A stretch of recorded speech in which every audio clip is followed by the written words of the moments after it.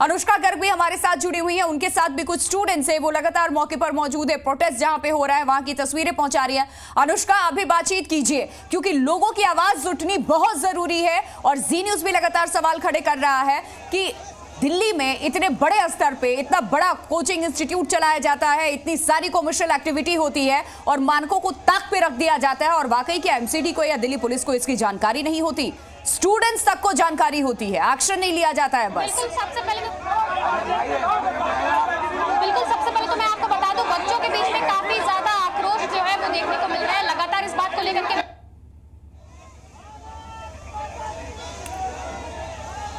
बिल्कुल अनुष्का वापस मैं आपका रुख करूंगी। ये तस्वीरें इस वक्त सामने आ रही है, देखिए दिल्ली की सड़कों से ही सामने आ रही है पल पल की लाइव रिपोर्टिंग। एक तरफ अनुष्का है, दूसरी तरफ अंजलि है जो आप तक ये तस्वीर पहुंचा रही है। अंजलि का वापस मैं रुख कर लेती हूं। अंजलि लगातार मौके पर मौजूद है जहां पर ये बुलडोजर कार्रवाई, जिसे छात्र भी कह रहे हैं कि ये जो बड़ी घटना घटी है उसके बाद ये एक तरीके की लीपापोती है, लेकर के बुलडोजर पहुंच गए। क्या वाकई आपको पहले इस चीज की जानकारी नहीं थी? शहर में रखरखाव की, सेफ्टी नॉर्म्स का पालन करवाने की जो जिम्मेदारी होती है जिन जिन डिपार्टमेंट्स की, क्या वाकई उनको ये जानकारी नहीं थी या फिर ये पूरी लापरवाही है? क्योंकि इस तरीके की एक घटना नहीं, हर कुछ महीने पे इस तरीके की घटना घटती रहती है, तस्वीरें सामने आती रहती हैं।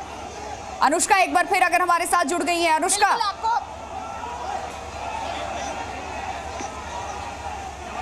चलिए अनुष्का का मैं वापस रुख करूंगी। आपको सीधी ये तस्वीरें दिखा रहे हैं जहां पर छात्र एकदम से आक्रोशित हो गए हैं। एक और बुलडोजर की कार्रवाई चल रही है, दूसरी ओर आप देखेंगे कि छात्र लगातार हंगामा जो है अब शुरू कर रहे हैं। सुबह से शांतिपूर्वक प्रदर्शन पे बैठे हुए थे और अभी आप देखेंगे कि किस तरह से न्याय की मांग को लेकर तमाम छात्र जो हैं वो यहाँ पर नारे भी लगा रहे हैं और इसके साथ साथ सुबह से प्रदर्शन पर बैठे हैं। क्या कहना चाहते हैं? मैं एक यूपीएससी एस्पिरेंट हूँ, मैंने 3 बार इंटरव्यू दे चुका हूँ यूपीएससी में। न्याय चाहिए मैडम।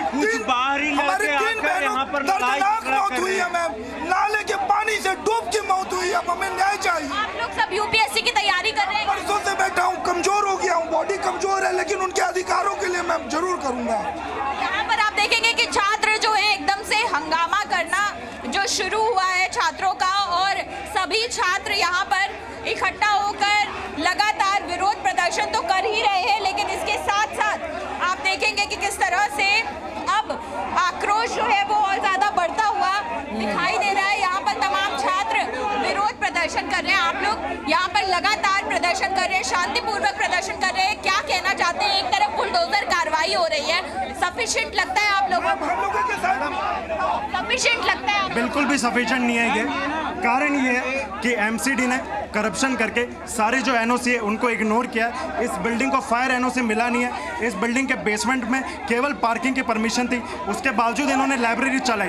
आप इस बिल्डिंग को देखिए, कितनी आला दर्जे की बिल्डिंग है, इसमें बेसमेंट में लाइब्रेरी खोलने की क्यों जरूरत है? मैम प्रॉब्लम बस ये बिल्डिंग नहीं है, प्रॉब्लम ना ये वन ऑफ द डिजास्टर्स है। ये पूरा एरिया डिजास्टर प्रोन है। क्यों?